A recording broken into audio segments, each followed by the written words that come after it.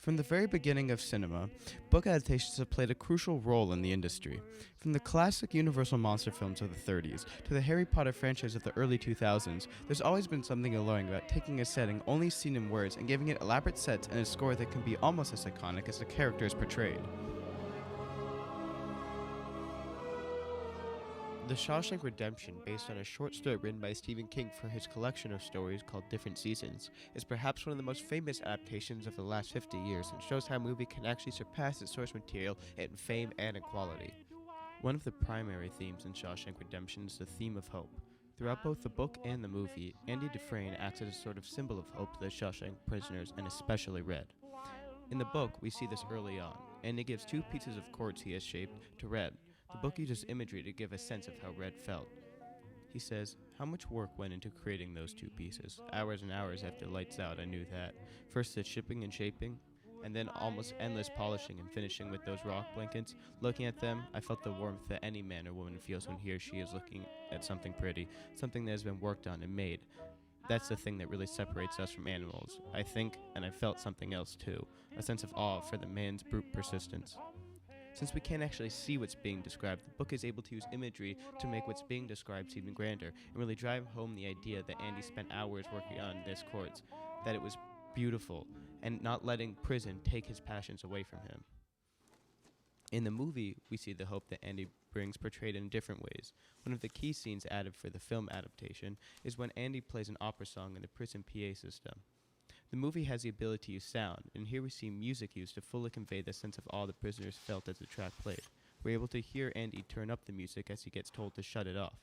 Another key thing the movie was able to do was show just how many prisoners there were who benefited from Andy's attempt to spread hope. The book is more centered around Red, but in the movie, we can see that Andy's time in prison really brought hope to so many.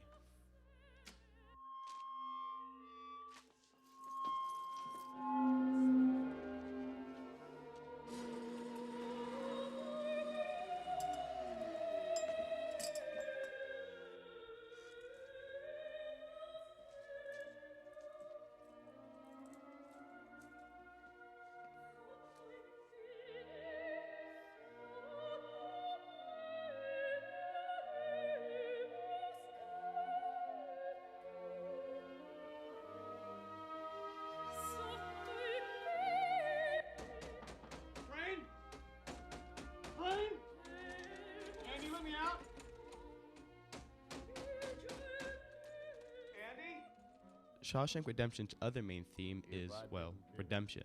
On the surface level, it may seem that Andy is the one who is redeemed. He was falsely sent to prison for a crime he did not commit. However, he was able to make his way out and keep his dignity on the other side. But in reality, Red is really the one who achieves redemption. Andy never lost hope. He knew he was innocent. But Red thought himself an institutionalized man who had no need to think about life outside of prison. It wasn't until he befriended Andy that he was able to make the choice not to let himself die in prison or let himself die because he couldn't get back in. In the book, we see Red say, "I'm ashamed to say it, but I began to think about stealing some money or shoplifting stuff from the foodway, anything to get back in where it was quiet and he knew everything that was going to come up in the course of the day. If I had never known Andy, I probably would have done that. But I kept thinking of him, spending all those years chipping patiently away the cement with his rock hammer so he could be free. I thought of that and it made me ashamed, and I dropped the idea again." This ties Red's redemption full circle, all the way back to when Andy first gave him those pieces of quartz that Red had so admired. It uses Andy's rock hammer as a motif to convey the significance of what it meant to Red. In the film, we're able to visually see Red redeem himself. As he talks about wanting to find a way back into prison, we see him look through a shop window at a store selling guns. It adds a sense of suspense to what Red is describing, making the viewer wonder if he'll do it. But then the camera pans over to a compass, with north pointing in the opposite direction of the guns. Here we see that Red made the decision to redeem himself and to move north, away from the guns or shoplifting, or any way to get himself back into prison. Red now has hope. This brings us to the end of the story where Red, now filled with hope, goes out to find Andy in Mexico. Here the movie has another scene not in the book. We actually get to see Red reach Andy and hear the score swell as they embrace. That score and the wide shot of the two on the beach where the open sea stretches as far as the eye can see represent how Red and Andy are now free to look out and do as they please. This iconic scene provides an even more satisfying and emotional conclusion, a way that would not be possible in a book, because you can't have a score in a book, and you can't have a wide shot showing the vastness of the world in a book. This is the beauty of uplifting a story in a film adaptation. There's just so much you can do, so much at hand to enhance the story.